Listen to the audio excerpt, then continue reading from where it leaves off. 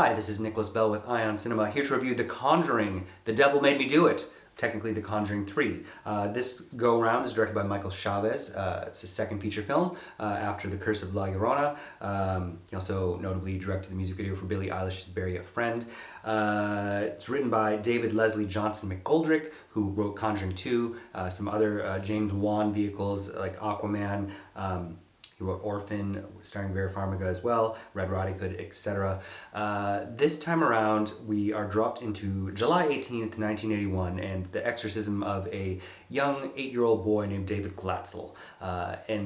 Said exorcism happens. The entity that's in the young child is invited into the body of one Arnie Johnson, played by Ruairi O'Connor, at the behest of this new host. And then we get some more language on screen that tells us this is the Warrens' most sinister discovery, which that will be up to you to decide if that is true by the end of this film.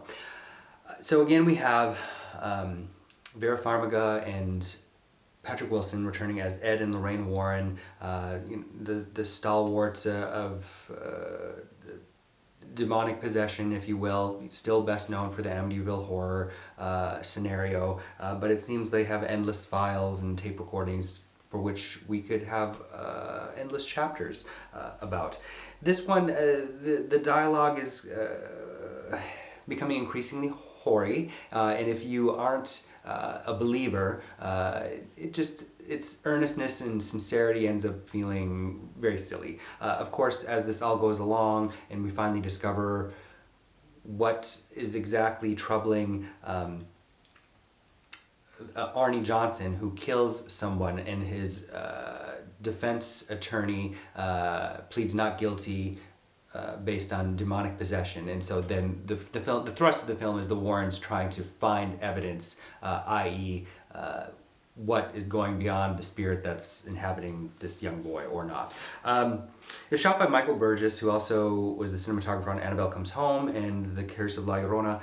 There's one scene in particular that stands out as commendable, set to Blondie's Call Me, which is not going to be anywhere near as memorable in film history as how that song opened American Gigolo.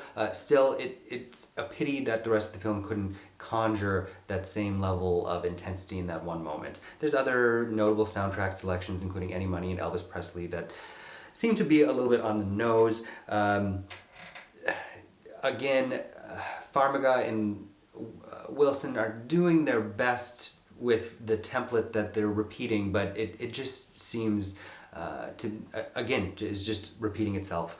If you're into the Conjuring films, you most likely will find something to enjoy. Otherwise, it does seem increasingly like this is a franchise that needs to branch off in other directions, as it has with the Annabelle films or The Nun, which, to be fair, aren't bettering this universe. Overall, this PG-13 horror movie, I would give 2 out of 5 stars. Thank you. Hey, this is Eric from IONCINEMA.com. If you want to support us, subscribe below. For more reviews, interviews, film festival coverage from Sundance, Cannes, Toronto, you want to check out these guys on this side.